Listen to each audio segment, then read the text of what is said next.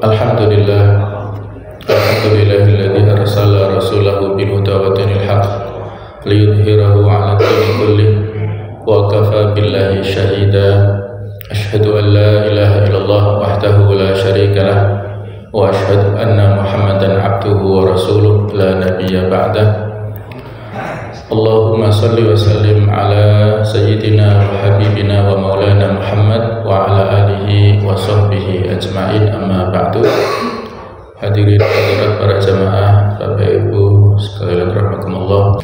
Mari kita lanjutkan kajian dari tafsir surah Al-Jumu'ah yang sudah kita bahas sebelumnya tentang muqaddimah surat ini, bahwa surat ini diturunkan setelah surah As-Saff dan termasuk dari rangkaian surah Madaniyah, surat yang diturunkan pada periode dakwah di Madinah.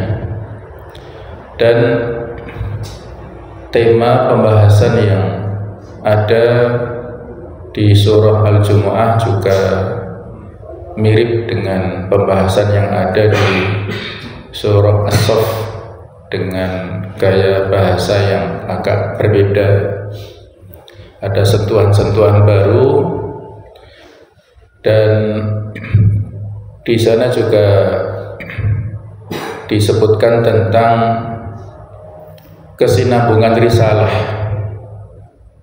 Ada kesatuan risalah, wahdatu risalah, antara apa yang telah dibawa oleh Nabi Adam alaihissalam, kemudian dilanjutkan oleh nabi-nabi dan rasul yang sesudahnya, yang dulu disampaikan kepada Bani Israel, kemudian pada masa Nabi kita Muhammad SAW disampaikan kepada umat Islam. Ada kesamaan risalah antara yang dibawa oleh rasul-rasul sebelumnya dengan yang dibawa oleh Nabi Muhammad. Dari sisi substansinya, esensinya tentang ketauhidan, ada visi yang dibawa, yaitu visi tauhid, la ilaha illallah, supaya manusia beribadah totalitas hanya kepada Allah dan kufur kepada segala sesembahan selain Allah. Semua Nabi dan Rasul mengajak kepada visi ini, tetapi yang sedikit berbeda dari sisi syariatnya ataupun perundang-undangannya secara teknis. Ada aturan-aturan yang sedikit berbeda antara Rasul yang sebelumnya dengan Nabi kita Muhammad SAW, tetapi yang paling lengkap menjadi revisi bagi ajaran Nabi sebelumnya adalah yang dibawa oleh Nabi Muhammad, yaitu agama Islam ini. Kemudian juga sudah kita singgung tentang sebab turunnya surat ini, yaitu pada saat Rasulullah SAW berkhutbah, menyampaikan pidato ataupun khutbah Jumat, ada sekelompok kafilah dagang ataupun perniagaan yang datang dari luar kota. Mereka membawa barang-barang ataupun perniagaan diumumkan, dan akhirnya para jamaah yang saat itu sedang konsentrasi mendengarkan khutbahnya Rasulullah SAW tiba-tiba saja lebih tertarik untuk mendatangi barang-barang perniagaan tersebut. Mereka bubar, mereka mendatangi dalam keadaan sukacita. Nah, itulah sehingga yang tersisa hanya sekitar 12 sahabat saja, dan akhirnya di akhir surah Al-Jumu'ah itu disebutkan tentang kondisi sahabat saat itu, dan ini juga menjadi peringatan bagi kita semuanya. Qul ma indallah khairum minat tijarah. Katakanlah apa yang ada di sisi Allah itu lebih baik daripada perniagaan tersebut. Jadi kadang-kadang ada di antara kita yang lebih mendahulukan dunia daripada urusan-urusan akhirat. Nah, itu ada peringatan keras di situ ya. Nanti pada saatnya kita akan membahas lagi tentang latar belakang tersebut. Adapun tentang topik dan sasaran yang ada di dalam surat ini, ada teguran kepada sebagian jamaah yang sudah kita sampaikan tadi, latar belakangnya mereka yang mendatangi urusan-urusan dunianya dan meninggalkan masjid, sehingga di situ ada upaya dan usaha untuk mendidik komunitas masyarakat Islam pertama. Jadi ada daulah Islamiyah yang dirintis ataupun didirikan oleh Rasulullah SAW pada fase Madinah, di wilayah Madinah, supaya mereka mencapai kesempurnaannya, sehingga nantinya mereka menjadi contoh teladan bagi umat-umat yang sesudahnya. Sampai-sampai ada ulama yang menyebut bahwasanya tema utama dalam ayat ini adalah supaya kaum muslimin memiliki persatuan dan kesatuan. Mereka berkumpul pada suatu visi dan misi yang sama dan mengedepankan kesatuan dan persatuan, tidak terpecah belah oleh segala macam isu ataupun propaganda-propaganda yang itu justru memecah belah umat Islam. Dan tema ini ya sangat relevan dengan kondisi kita saat ini. Kita disibukkan dengan berbagai macam isu yang tidak prinsip, yang tidak strategis, yang tidak terkait langsung dengan ketauhidan ataupun keimanan akidah kita ya, tetapi justru membuat kaum muslimin ini pecah belah dan mereka satu sama lain saling curiga ataupun saling mengklaim kebenaran di satu kubu, menyalahkan kubu yang lain dan macam-macam. Yang terakhir ya, beberapa bulan terakhir ini tentang isu pernasaban ya. Jadi ada satu penemuan ya yang menyimpulkan bahwasanya Ba'alawi itu nasabnya tidak sampai kepada Rasulullah SAW, karena hanya sampai di Ubaidillah dan itu tidak ada pada garis keturunan Rasulullah. Nah, kemudian yang lainnya memberikan bantahan-bantahan. Nah, ini menjadi terbelah umat ini, dan itu dampaknya kepada ya masyarakat luas ya, sampai kepada tentang isu sejarah kemerdekaan RI kita ini. Di satu sisi ada yang menyampaikan banyak kontribusi dari para keturunan Arab, walaupun mereka tidak asli dari Indonesia, tapi mereka punya kontribusi besar dalam proses merebut kemerdekaan ataupun mempertahankan kemerdekaan RI. Tetapi kemudian dibantah jasa-jasa dari para pahlawan yang sebagian itu adalah dari keturunan Arab, itu diberikan bantahan ya. Misalnya tentang rumah yang dijadikan sebagai tempat untuk proklamasi itu ya, yang sebelumnya dikenal itu adalah rumah dari orang tua dari Pak Yusuf Marta itu. Siapa? Faros Marta atau siapa namanya itu ya. Tapi itu dibantah. Nah, katanya itu rumah orang Jepang. Jadi Allah alam ya, siapa yang benar ya. Nah, mungkin bapak-bapak yang lebih senior, lebih sepuh ya, lebih tahu ya validasinya. Jadi kadang-kadang sesuatu yang sebelumnya sudah mapan dari sisi pengetahuannya, nah, terus ini ada bantahan-bantahan Sehingga ya umat Islam ini menjadi ragu-ragu ya. Kalau sebelumnya jasa dan kontribusi dari orang-orang yang keturunan Arab ini sangat banyak ya. Tadi tentang rumah, kemudian yang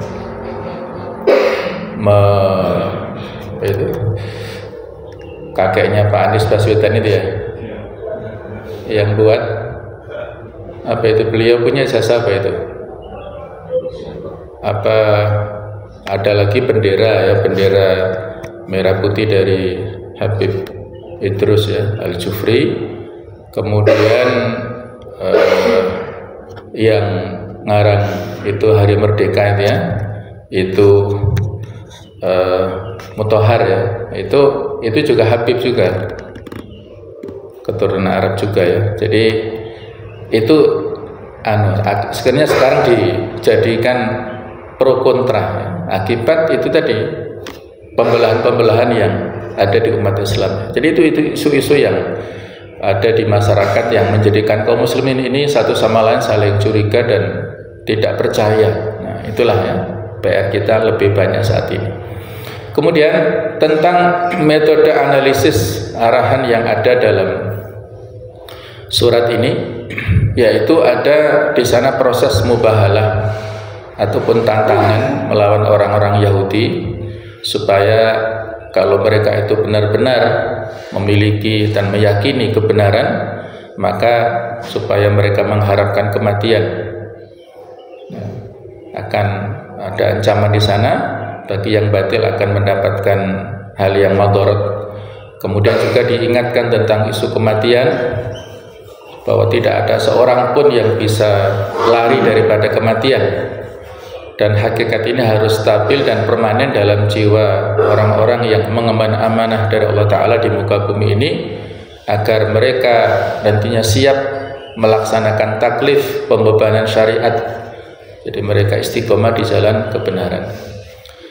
Kemudian jemaah sekalian, di dalam surat ini juga disampaikan oleh Allah Ta'ala tentang pemilihan umat Islam oleh Allah Subhanahu wa Ta'ala, bahwa umat Islam ini adalah umat yang diberikan pilihan ataupun yang lebih baik, umat yang terbaik dibandingkan dengan umat-umat yang sebelumnya. Di sana disebutkan tentang urgensi diutusnya Rasulullah SAW dari kaumnya. Jadi Rasul ini diutus dari bangsanya, dari kaumnya. Mereka tahu tentang asal-usul Rasulullah, tentang nasabnya, tentang keluarga besarnya. Dan juga dalam surat ini ditampilkan salah satu aktivitas zikir yang paling utama, yaitu sholat. Di antara ya, jadi sholat ini merupakan aktivitas zikir yang paling utama, aktivitas muslim untuk bermunajat kepada Allah Subhanahu wa Ta'ala yang butuh kekhusyukan, konsentrasi dari setiap orang yang melaksanakannya. Jadi dalam surat ini, yaitu yang paling inti adalah surah Al-Jumu'ah sebagai simbol representasi daripada surat-surat yang lainnya.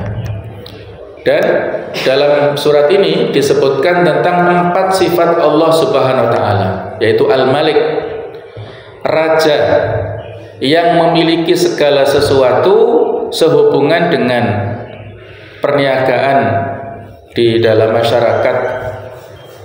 Jadi Allah Ta'ala yaitu Raja yang memiliki segalanya. Kalau manusia tertarik dengan dunia, Allah Ta'ala yang memiliki dunia ini, maka tidak perlu kita khawatir dengan dunia dan segala isinya. Karena kalau kita menghambakan diri kepada Allah sebagai Al-Malik, maka Allah Ta'ala akan memberikan mahabbah, kecintaannya kepada kita, dan Allah Ta'ala akan memberikan jaminan kepada kita semuanya.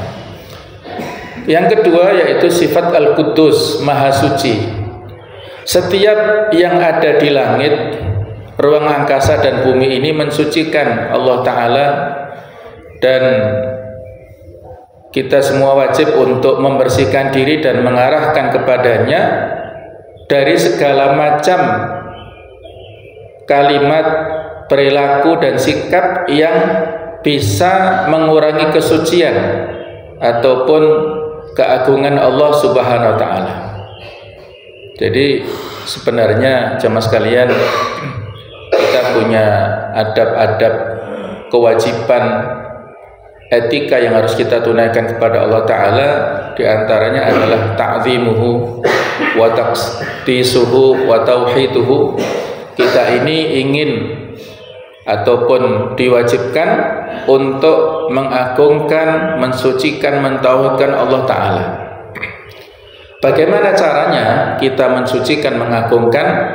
Yaitu kita contoh apa yang telah diberikan contoh oleh Rasulullah SAW. Bagaimana cara mensucikannya, mengagungkannya, menghormati Allah, mentauhidkan Allah, itu ada contoh dari beliau. Tidak boleh kita ngarang-ngarang sendiri. Ada orang yang ingin mengagungkan Allah, menyembah Allah, tapi dengan caranya, dengan menyepi di satu gua misalnya, atau di atas gunung, atau menyepi di pinggir pantai. Wah, berhari-hari duduk bersila sambil terima kasih, nanti mengharapkan wangsit. Nah, itu cara-cara yang tidak nyunnah, ya. Tidak ada contoh seperti itu. Ketika Nabi bertahanus atau menyepi di Gua Hira, itu ijtihad pribadi beliau karena gelisah dengan kejahiliaan yang ada di Mekah dan sekitarnya. Beliau mencari solusi dengan menenangkan diri, bagaimana menghadapi masyarakat dan mencari solusi tepat untuk persoalan jahiliyah pada saat itu dengan bertahanus atau menyepi di Gua Hira. Tapi ketika turun 5 ayat pertama di surat Al-Alaq dan selanjutnya ada surat Al-Mudaththir, Al-Muzammil dan seterusnya, ya beliau tidak ke sana lagi. Beliau sudah diberikan wahyu oleh Allah Ta'ala untuk beribadah kepadanya dengan melakukan sholat. Sholat ini yang 5 waktu memang diwajibkan pada saat peristiwa Isra Mi'raj, tetapi sebelumnya juga sudah diajarkan kepada Rasulullah sholat ini, namun tidak sampai ke 5 waktu. Di surat Al-Muzammil itu disebutkan qumil laila illa qalila, bangunlah pada waktu malam kecuali sedikit. Itu perintah sholat tahajud, sholat malam, itu sudah ada perintahnya di situ dalam rangka untuk menguatkan kepribadian beliau supaya kuat menghadapi segala macam tantangan, intimidasi pada awal-awal dakwah Islam. Jadi sholatnya sudah beliau lakukan, tetapi yang 5 waktu dari subuh, zuhur, asar, maghrib, isya itu baru setelah Isra Mi'rajnya. Nabi-nabi sebelumnya juga mereka melaksanakan sholat pagi dan petang, tetapi ya itu tadi ya, dari sisi substansinya sama tapi teknisnya agak berbeda dengan yang kita lakukan saat ini. Jadi takdis, takzim, tauhid ini kewajiban, hanya saja kadang-kadang ada perbedaan persepsi di antara para ulama kita dan juga dari sisi keilmuan dan juga dari sisi dasar-dasarnya, sehingga masyarakat ini yang awam kadang-kadang bingung mana yang harus diikuti ya. Ini pentingnya kita untuk mengkaji ilmu-ilmu keislaman dan tidak merasa cukup dalam hal-hal yang prinsip, terutama dalam masalah akidah ya, dalam masalah tauhid. Apa yang kita ikuti itu kita yakini kebenarannya. Tujuannya sama, mengesahkan, mengagungkan, memuliakan Allah Ta'ala, tapi dengan cara ataupun persepsi yang mungkin ada sedikit perbedaan ya. Kalau di kalangan masyarakat pada umumnya ada di Indonesia ya, ada dua komunitas besar yang agak berbeda, ada mazhab Asy'ariyah dan ada satunya mazhabu yang kaitannya dengan disebut mazhab salaf ya. Jadi masing-masing ini semuanya sama, Ahlus Sunnah wal Jamaah. Tetapi ya itu tadi, kadang-kadang karena perbedaan-perbedaan sehingga masing-masing punya klaim-klaim ya, yang ya saya kira di satu sisi agak berbeda atau agak berlebihan ya. Mereka di satu sisi paling mengaku aswaja dan mengatakan yang lain tidak aswaja. Nah itu fenomenanya di masyarakat begitu ya. Ahlus Sunnah wal Jamaah ini tidak milik kelompok per kelompok ataupun komunitas per komunitas. Ahlus Sunnah wal Jamaah ini adalah sebuah label yang kalau hadis Nabi mengatakan ma'ana alaihi wa ashabi. Jadi aswaja itu adalah apa yang aku berada di atasnya dan juga para sahabatku. Istilah ini pada masa kenabian, pada masa Nabi Muhammad masih hidup belum ada. Pada masa sahabat, pada masa tabi'in juga belum ada. Istilah ini, istilah Ahlus Sunnah wal Jamaah itu ada dalam rangka untuk mengkonter ataupun memberikan bantahan kepada firaq, kepada kelompok-kelompok sempalan yang tidak sesuai dengan sunnah. Jadi ada kelompok Khawarij, ada kelompok Mu'tazilah, ada kelompok Jahmiyah, ada kelompok Syiah. Syiah pun juga banyak sekali. Nah, jadi supaya berbeda identitas antara yang mengikuti sunnah Nabawiyah, yang mengikuti jamaah Islam dengan jamaah-jamaah sempalan itulah, maka ada istilah Ahlus Sunnah wal Jamaah ini. Dan siapapun kelompoknya, golongannya berhak untuk menyandang identitas sebagai aswaja dengan dua persyaratan. Yang pertama adalah dengan standar manhaj, yang kedua dengan standar iqtidah. Jadi dua syarat itu. Manhaj artinya apa? Konsepnya. Apakah konsepnya mengikuti Quran dan Sunnah? Apakah konsepnya mengikuti metodologi yang telah disebutkan bersumber pada ayat Al-Quran, pada hadis Nabawiyah, kemudian juga pada sumber berikutnya ada ijma', ada qiyas, itu yang prinsip ya. Manhajnya apakah itu ataukah tidak? Kemudian iqtidah dalam hal mencontohnya, apakah mencontoh Rasulullah, para sahabat dan para tabi'in, kemudian tabi'ut tabi'in, tiga generasi awal yang mereka diberikan rekomendasi oleh Rasulullah SAW. Khairun nasi atau khairul quruni qarni, sebaik-baik umat, sebaik-baik manusia itu adalah abadku, kemudian sesudahnya dan sesudahnya, tiga generasi awal yang disebut dengan as-salafus salih. Kalau kelompok-kelompok itu mengambil konsep dan mengikut kepada tiga generasi awal itu, maka mereka berhak disebut aswaja. Siapapun, apakah ormas ini, apakah organisasi politik ini, apakah organisasi yang lain ini, begitu silahkan. Dan itu bukan label untuk kelompok tertentu ya. Jangan sampai kemudian ada penisbatan ya, kalau orang Yahudi Nasrani terpecah menjadi 71, 72, kemudian kita umat Islam terpecah menjadi 73 golongan, yang 72 di neraka, yang satu golongan di surga, dan yang mengklaim satu golongan di surga itu adalah kelompoknya sendiri, yang lain itu di neraka. Waduh ya, kok dimonopoli akhirnya surganya ya. Kita inginkan masuk surga bareng-bareng. Umat Islam ini saudara-saudara kita ingin bareng-bareng masuk surga ya. Kita kalau piknik saja, wisata kan enak ya, bareng-bareng ya. Kalau wisata sendirian buat apa ya, ngelamun di pinggir pantai nanti, waduh tidak asik lah ya kalau sendirian, kalau sedikit. Tapi kalau semakin banyak itu semakin asik, semakin rame dan semakin guyup lah. Nah, kita ingin masuk surga bareng-bareng.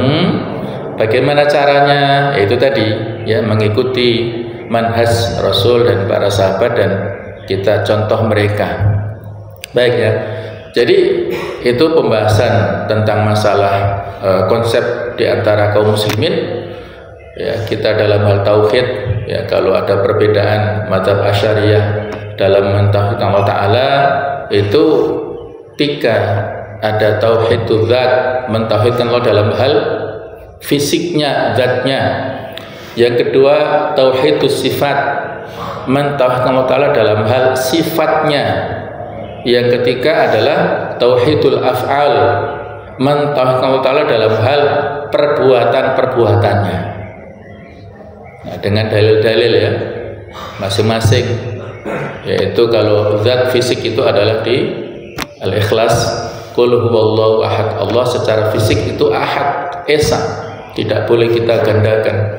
Kemudian secara sifat laisa kamitslihi syai'un, Allah tidak ada menyamai di antara makhluknya, tidak ada yang sama dengan Allah. Kemudian dari sisi perbuatan, Allahu khaliqu kulli syai', Allah menciptakan segala sesuatu. Kemudian versi yang lain yang dicetuskan oleh Ibnu Taimiyah, ya tauhid dibagi 3 juga walaupun awalnya 2 ya.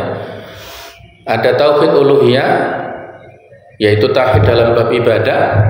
Ada tauhid rububiyah, tauhid kita mengesahkan Allah Ta'ala dalam hal Allah sebagai Rabb kita, Tuhan yang menciptakan, memberikan rezeki, menghidupkan, mematikan, memelihara, seterusnya.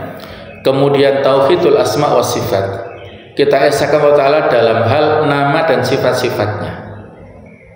Nah, seolah-olah ada perbedaan di sini ya, dan diperuncing perbedaan ini di antara masyarakat dan menuduh ini yang paling benar, itu yang salah, dan ini juga kebalikannya. Ini yang terjadi di masyarakat, yang sehingga ada pembelahan di antara kelompok umat Islam ini.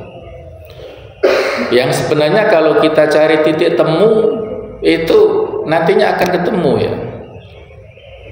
Mazhab Asy'ariyah ini dicetuskan oleh Abul Hasan Al-Asy'ari, yang beliau hidup lebih awal, sekitar beliau lahir 260-an Hijriah, kemudian wafat 330-an Hijriah ya. Jadi beliau hidup sesudah zamannya Imam Syafi'i. Jadi kalau ada yang mengatakan bahwasanya Imam Syafi'i itu mazhab akidahnya akidah Asy'ariyah, itu berarti kan kebalik. Imam Syafi'i itu hidup lahir pada 150 Hijriah. Beliau usianya 40-an, jadi wafatnya sebelum 200 Hijriah. Nggak ketemu secara fisik dengan Abul Hasan Al-Asy'ari. Loh, kok bisa disebut Imam Syafi'i itu mazhabnya akidah mazhab Asy'ariyah? Dari mana? Bisa difahami ya? Jadi ngapunten ya, mazhab akidah Asy'ariyah itu yang menjadi pedoman bagi ormas NU.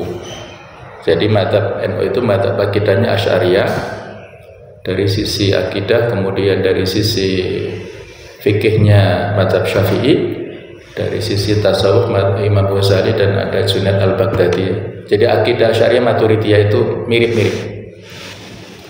Ini aswaja, Ahlussunnah Jamaah masuk dalam tadi itu ya, kategori aswaja.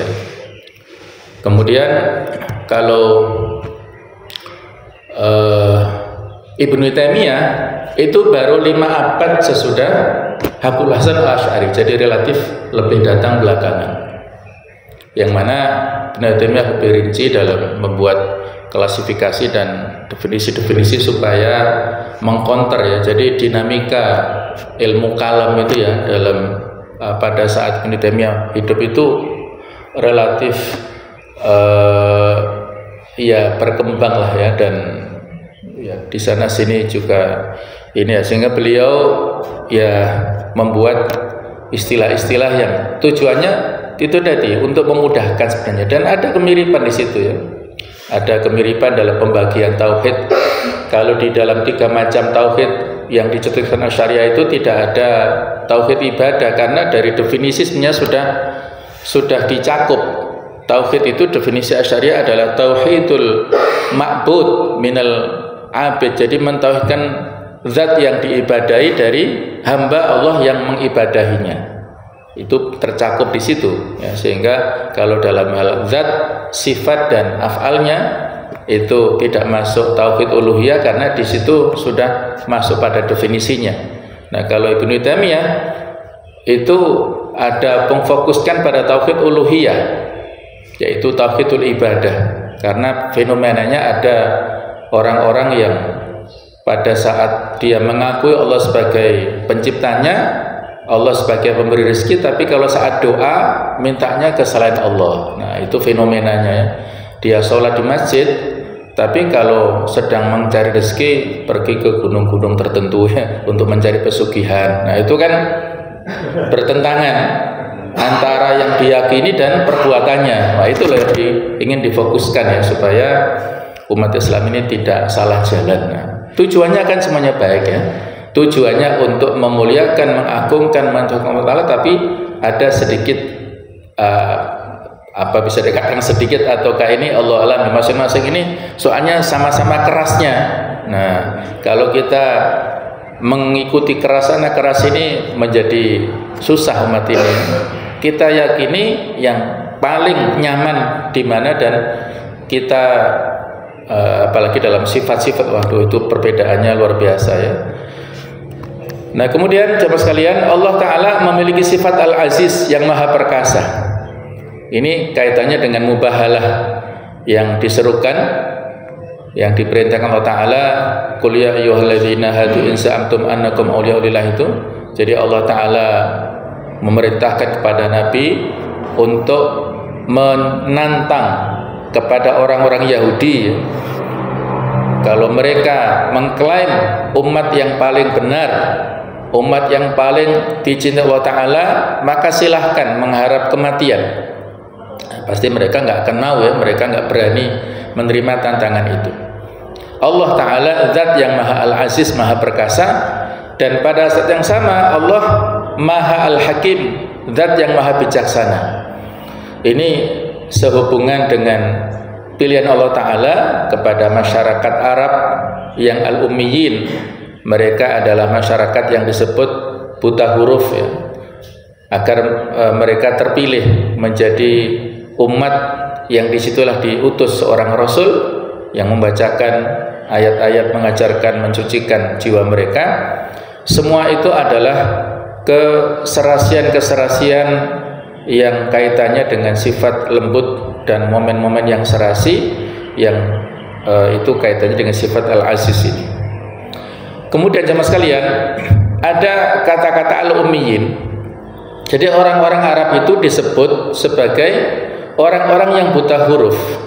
Sedangkan orang-orang Yahudi dan Nasrani itu disebut sebagai ahlul kitab.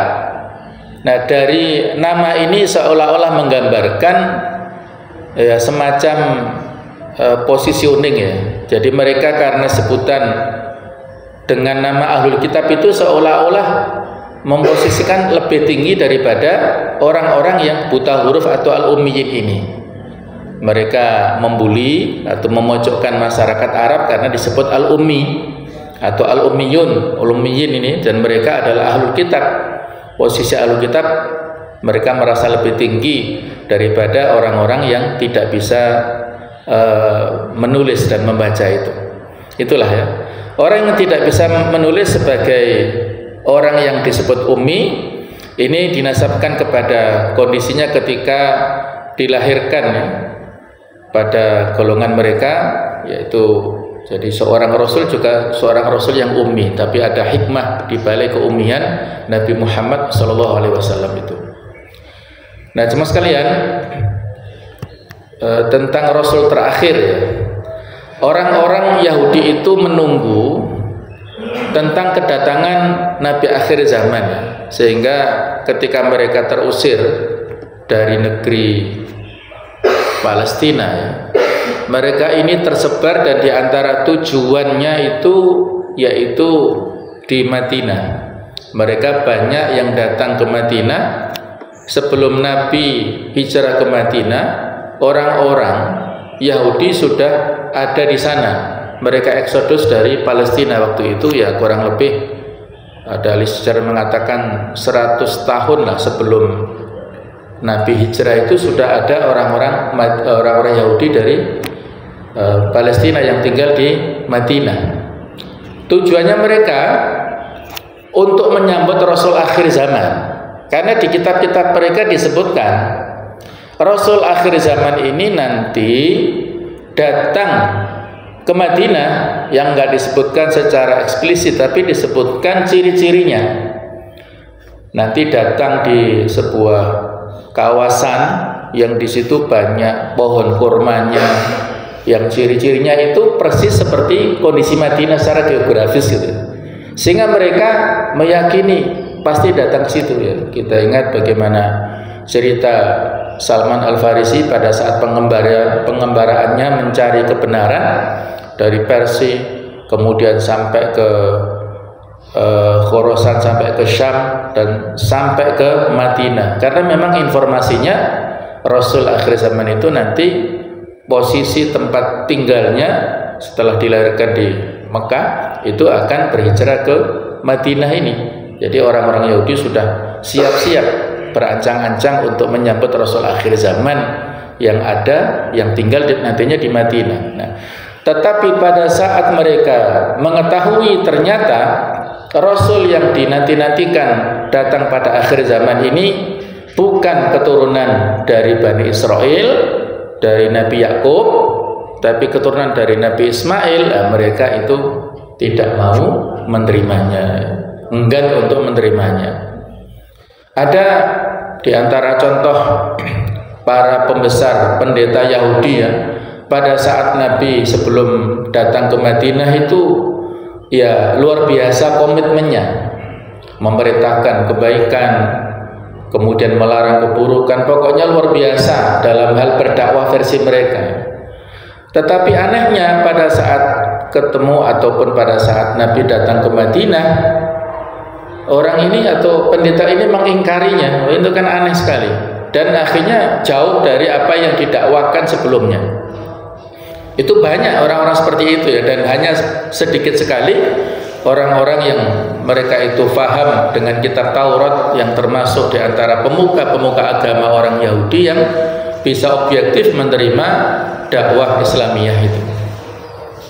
Yang sudah sebagian kita contohkan di antaranya adalah Abdullah bin Salam ya, yang menerima kebenaran Rasulullah SAW dan masuk Islam dan bagus dalam hal keislamannya. Ketika sebelumnya beliau ini dipercaya punya citra yang sangat baik di antara orang-orang Yahudi, apa yang dikatakannya diikuti, tapi ketika beliau ini masuk Islam dan mereka tahu, langsung citranya berubah menjadi negatif dan akhirnya tidak dipercaya sama sekali oleh kaumnya. Itu kan kebalik ya. Jadi mereka, itulah watak orang-orang Yahudi yang tidak bisa objektif, tidak bisa terbuka, tidak bisa menerima kebenaran dengan lapang dada. Itu tadi karena faktor-faktor utama hasad ataupun kedengkian yang mereka alami atau mereka miliki, dan juga ada unsur-unsur kesombongannya. Jadi antara hasad dan sombong ini identik, antara sombong dan hasad ya, itu sangat identik. Jemaah sekalian, itulah ya tentang kondisi orang ahlul kitab yang utama adalah Yahudi. Nah kemudian jemaah sekalian, di dalam surat ini disebutkan tentang istijabah doa dari Nabi Ibrahim alaihissalam, terkabulnya doa Nabi Ibrahim alaihissalam, di mana pada surah Al-Baqarah 129 Nabi Ibrahim pernah berdoa ya, supaya diutus seorang rasul. Rabbana wa ba'ats fihim rasulan minhum yatlu alaihim ayatika wa yu'allimuhumul kitaba wal hikmah wa yuzakkihim innaka antal azizul hakim. Itu doa Nabi Ibrahim, ya Allah, utuslah kepada mereka seorang rasul di antara mereka yang membacakan ayat-ayat Engkau, mengajarkan mereka Al-Quran dan As-Sunnah, Alkitab dan Al-Hikmah, kemudian mensucikan mereka.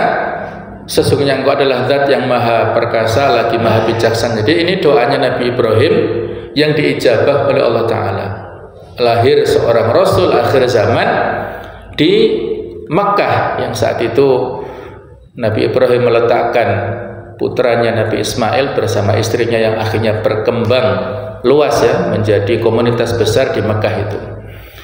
Itu adalah kehendak Allah Ta'ala untuk mengijabah doa Nabi Ibrahim, dan Allah menyebutkan sifat yang ada kemiripan antara ayat di surah Al-Baqarah 129 dengan di surah Al-Jumu'ah tadi, yaitu sifat Al-Aziz dan Al-Hakim. Kemudian ada sebuah hadis yang diriwayatkan oleh Abu Dawud. Ada pertanyaan dari salah seorang sahabat, wahai Rasulullah, apa permulaan urusanmu, isyarat-isyaratmu, dakwah yang kau sampaikan itu seperti apa? Maka beliau menjawab, aku merupakan realisasi pengkabulan dari doa bapakku Nabi Ibrahim, wa busyra Isa, dan berita gembira yang disampaikan oleh Nabi Isa alaihissalam. Kemudian waraat ummi annahu kharaja minha nur, dan ibuku bermimpi kalau keluar darinya cahaya yang bisa menerangi istana-istana yang ada di Busrah, yang ada di Syam. Nah, istana-istana tersinari oleh sinar yang dari ibu Rasulullah SAW. Itu hadits jawaban dari beliau atas pertanyaan sahabat ini. Kemudian di dalam ayat-ayat di surah Al-Jumu'ah ini disebutkan tentang wazifatul Rasul, tugas yang disampaikan oleh Rasulullah SAW, yaitu yatlu alaihim ayatihi, membacakan kepada mereka ayat-ayat Allah Ta'ala. Kalau di dalam surah-surah Makkiyah itu banyak menyebutkan tentang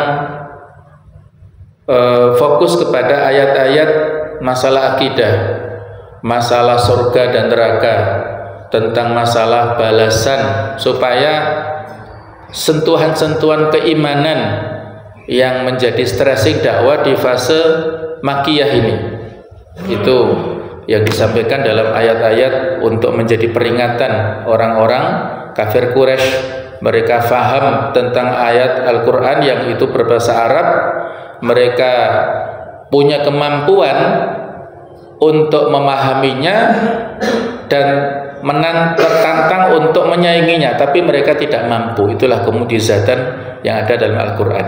Jadi ayat-ayat dibacakan kepada mereka, kemudian mereka, para sahabat ini terangkat dan menjadi tinggi dengan pilihan Allah Ta'ala. Kedudukan mereka menjadi mulia dengan Al-Quranul Karim, mengubah apa yang ada pada mereka. Jadi di antara keistimewaan generasi sahabat, mereka ini generasi Qurani yang mendapatkan keistimewaan Al-Quran dan tidak bisa disaingi oleh umat-umat yang lainnya. Kemudian wadifah tugas Rasul yang adalah memberikan tazkiyah wa yuzakihim. Rasulullah mensucikan jiwa para sahabat ini. Jadi ada tilawah, kemudian ada tazkiyah, yang mana proses tazkiyah inilah yang dalam proses pendidikan di generasi kita saat ini kurang. Ada transformasi ilmu dari guru ke murid, tetapi ada hal yang dilupakan atau yang terlupakan pada proses pembelajaran saat ini adalah proses tazkiyah. Sehingga karena ini terlupakan, murid-murid ini dan juga para pelaku pendidikan itu kurang bersih dalam hal menata dan mengkondisikan hatinya ya. Mungkin ada niat-niat yang kotor ya, ada tujuan-tujuan yang tidak lurus antara masing-masing, sehingga mengalami gangguan proses taklim atau pembelajaran saat ini ya. Terutama dalam hal ini dampaknya kepada adabnya ya. Tidak sedikit sekarang yang viral ya di mana-mana, di media sosial khususnya ya, akhlak-akhlak yang buruk yang dilakukan oleh para peserta didik ya, antara mereka sendiri, ada pergaulan bebas misalnya, kemudian juga adab kepada gurunya ya Allah ya, ada guru yang nantang atau kebalikannya ya, murid-murid yang nantang kepada gurunya ya, yang ditegur ya, nggak ngarep PR ngarep tugas tapi marah-marah muridnya, ada yang sampai menendang gurunya, menempeleng gurunya, bahkan ada yang sampai membunuh gurunya ya. Ya Allah, ini kan ada yang salah lah dalam proses pendidikan kita saat ini ya. Ya utamanya ini proses tazkiyah, pensucian jiwa ini terlupakan ya. Sehingga itu tadi hanya transformasi ilmu dan pengetahuan saja, tidak dibarengi dengan kesiapan ruhiyah jiwa itu untuk menerima ilmu tersebut, sehingga ya hanya sekedar tahu tetapi tidak dilaksanakan oleh masing-masing. Inilah ya yang kalau zaman Nabi itu ada proses tazkiyah, Nabi ketemu rutin ya dengan para sahabat pada awal-awal dakwah itu di rumah, namanya rumah Al-Arqam, sehingga disebut Darul Arqam. Nah, rumah Al-Arqam ini unik ya. Dia ini sebenarnya ada di pusat kota Mekah, dekat dengan Bukit Sofa. Kalau sekarang ya nggak ada, kan dibongkar ya. Jadi nggak jauh dari Bukit Sofa, nggak jauh dari Ka'bah. Tapi karena Al-Arqam ini satu marga dengan Abu Jahal, maka tidak teridentifikasi oleh orang-orang Quraisy. Nggak mungkin ya, menurut prediksi mereka Nabi Muhammad ini kumpulnya di rumah-rumah para orang-orang tokoh yang saat itu masuk Islam secara terbuka ya, mereka para tokoh. Tetapi ternyata kumpulnya di rumah seorang pemuda. Jadi unik, rumahnya itu punya lahan luas, tapi masuknya nggak dari depan, tapi dari belakang. Ini juga dari sisi keamanan ya, itu masuklah ya, intelijen tidak bisa membobol, itu kan luar biasa. Itu nggak hanya 1-2 hari, nggak 1-2 bulan, bertahun-tahun Nabi menggembleng para sahabat di situ dan tidak teridentifikasi oleh orang-orang Quraisy. Ini kan unik ya, pemilihan yang tepat di rumah Al-Arqam ibnu Abil Arqam ini. Nah, jadi di situ ada proses tilawah, ada proses tazkiyah, ada proses wa yu'allimuhumul kitab wal hikmah, yaitu mengajarkan kepada para sahabat ini Al-Quran dan As-Sunnah, sehingga mereka lah pada akhirnya menjadi generasi yang terbaik, yang menjadi panutan kepada kita semuanya ya. Wa in kanu min qablu la fi dhalalin mubin, walaupun sebelumnya mereka berada pada kesesatan yang luar biasa ya. Banyak sekali praktek-praktek kejahiliaan yang terjadi pada saat dulu ya, sebelum Islam diutus, yang diantara ilustrasinya pernah digambarkan oleh Ja'far bin Abi Thalib ketika beliau menjadi pimpinan rombongan saat hijrah ke Habasyah, yaitu ke Ethiopia kalau sekarang ya. Raja Najasyi yang walaupun saat itu masih beragama Nasrani, tapi punya jiwa yang lurus, yang hanif, sehingga objektif dalam menerima kehadiran rombongan sahabat yang berhijrah ke Habasyah saat itu, yang pada akhirnya Najasyi ini masuk Islam. Tapi karena beliau di sana tidak bertemu dengan Rasulullah ya, sehingga dia tidak digolongkan generasi sahabat. Kata Ja'far begini, wahai raja, sesungguhnya kami sebelumnya adalah masyarakat jahiliyah. Kami menyembah berhala, memakan bangkai, melakukan perbuatan-perbuatan nista, memutuskan tali silaturahim, berbuat buruk kepada tetangga, dan orang yang kuat di antara kami memakan yang lemah, dan seterusnya, sampai diutuslah kepada kami seorang Rasul yang akhirnya kami meninggalkan perbuatan-perbuatan yang sesat seperti itu. Yang kalau bahasa Rabi' bin Amir adalah akhrajana min ibadatil ibad ila ibadati rabbil ibad. Rasulullah, dengan Islamlah kami dikeluarkan dari penghambaan kepada sesama manusia menuju kepada penghambaan kepada Tuhannya manusia, yaitu Allah Subhanahu wa taala. Itulah ya, jadi ada fenomena kejahiliaan yang demikian kompleks pada saat Nabi diutus itu, karena masa risalah sangat jauh. Ketika Nabi Isa diangkat dengan diutusnya Rasul itu kan hampir 600 tahun. Jadi kejahiliaannya sangat kompleks, beda dengan umat-umat sebelumnya. Antara Rasul satu dengan yang sesudahnya, bahkan antara 2-3 Rasul itu satu zaman pada masa dulu ya. Nabi Ibrahim itu seorang Rasul, putra-putranya ada Nabi Ismail, ada Nabi Ishak, juga seorang Rasul. Bahkan ada Nabi Lut yang sezaman dengan Nabi Ibrahim juga, yang itu ada di Yordania. Nabi Ibrahim di Palestina, Nabi Lut di Yordania. Itu satu masa dengan umat yang berbeda ya. Jadi umat-umat manusia sebelumnya diutus Rasul yang banyak pada masa mereka dan relatif terjaga ritme kebaikan dan dakwahnya. Tetapi sejak masa Nabi Isa diangkat dan Nabi Muhammad diutuskan, ada masa fatrah, masa kevakuman risalah, sehingga umat manusia berada dalam kedzaliman dan kejahilian yang merata saat itu. Sehingga tugas Nabi Muhammad berat ya, untuk mendakwahkan umat manusia pada saat itu. Sehingga disinilah dibutuhkan keberadaan risalah dakwah Nabi Muhammad SAW, yang insya Allah akan kita lanjutkan pada kesempatan yang akan datang ya. Mudah-mudahan Allah Ta'ala masih memberikan umur panjang kepada kita semuanya, diberikan kesehatan lahir dan batin, supaya kita istiqomah di jalan kebenaran. Mudah-mudahan kita semuanya menjadi ahlul Quran, istiqomah, dan kita mendapatkan husnul khotimah sampai akhir hayat kita, dikumpulkan nanti di akhirat di surganya Allah Subhanahu wa Ta'ala. Amin ya rabbal alamin. Mohon atas segala kekhilafan. Subhanakallahumma bihamdik, asyhadu an la ilaha illa anta, astaghfiruka wa atubu ilaik. Wassalamualaikum warahmatullahi wabarakatuh.